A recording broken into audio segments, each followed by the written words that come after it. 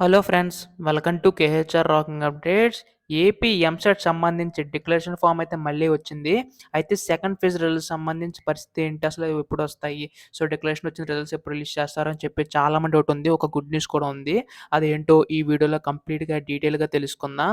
అంతకంటే ముందు ఛానల్‌ని సబ్స్క్రైబ్ చేసుకోకపోతే దయచేసి ఛానల్‌ని సబ్స్క్రైబ్ చేసుకోండి. మీ యొక్క సపోర్ట్ ఉంటే ఎలాంటి వీడియోస్ నేను ఇంకా చేయగలుగుతాను. So, please do subscribe. అలాగే వీడియోకి 30 లైక్స్ టార్గెట్ ఇస్తున్నా. అందరూ కూడా లైక్ చేయండి. ఇంకా ఆలస్యం చేయకుండా వీడియోలోకైతే వెళ్ళిపోదాం. సో, మీరిక్కడ చూస్తున్నారు కదా! అఫీషియల్ వెబ్‌సైట్‌లో డిక్లరేషన్ ఫార్మ్ అయితే అప్‌డేట్ అయితే అయ్యింది. సో, దాని మీద క్లిక్ చేస్తే మనకిక్కడ రిజిస్ట్రేషన్ సంబంధించి అది డిక్లరేషన్ ఫార్మ్ సంబంధించి ఇక్కడైతే ఫిల్ చేయవలసి ఉంటుంది. అంటే రిజిస్ట్రేషన్ నేమ్ ఎంటర్ చేయాలి. అలాగే ఎంసెట్ హాల్ టికెట్ నంబర్, అలాగే మొబైల్ నంబర్ ఎంటర్ సెట్ చేస్తే సో, మీ యొక్క రిజల్ట్ డౌన్‌లోడ్ చేసుకోవచ్చు. అంటే డిక్లరేషన్ అనేది సబ్మిట్ చేయొచ్చనమాట. సో, ఇక్కడ మెయిన్ థింగ్ ఏంటంటే ఇప్పుడు డిక్లరేషన్ ఫార్మ్ అనేది ఎవరు సబ్మిట్ చేయాలి? ఎందుకంటే మనకి ఇక్కడ చూసుకుంటే సప్లిమెంటరీ రిజల్ట్స్ అయితే వచ్చాయి కదా! సో, వాళ్ళు కూడా సబ్మిట్ చేయాలా? లేదా? అని చెప్పి చాలా మంది డౌట్ ఉంది. మెయిన్ థింగ్ ఏంటంటే ఎవరు సబ్మిట్ చేయాలంటే అదర్ థాన్ ఏపీ బోర్డ్స్. అంటే ఏపీ స్టేట్ బోర్డ్ కాకుండా ఎవరైతే పక్క స్టేట్ ఉంటారో వాళ్ళది కన్ఫర్మ్‌గా సబ్మిట్ చేయవలసి ఉంటుంది. సో, సబ్మిట్ చేసిన తర్వాత ఏం చేస్తారంటే ఇక్కడ మీరు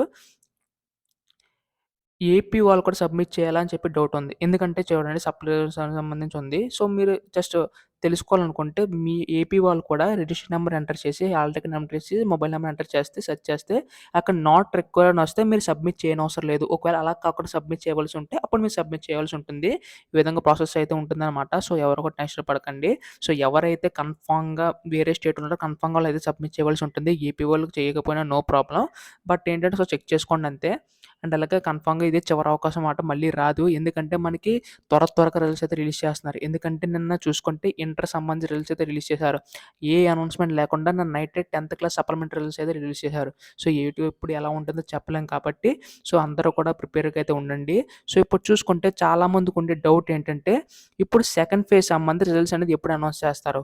సో, మనకి సెకండ్ ఫేజ్ రిజల్ట్స్ సంబంధించి మనకి ఈ వీక్‌లోనే రిలీజ్ చేసే ఛాన్సెస్ అయితే ఉన్నాయి. ఎందుకంటే మనకి ఇక్కడ చూసుకుంటే ఇప్పటికే పక్క స్టేట్స్ కంపేర్ చేసుకొని అసల నోటిఫికేషన్ కూడా రిలీజ్ అయిపోయింది పక్క స్టేట్స్‌తో కంపేర్ చేసుకుంటే.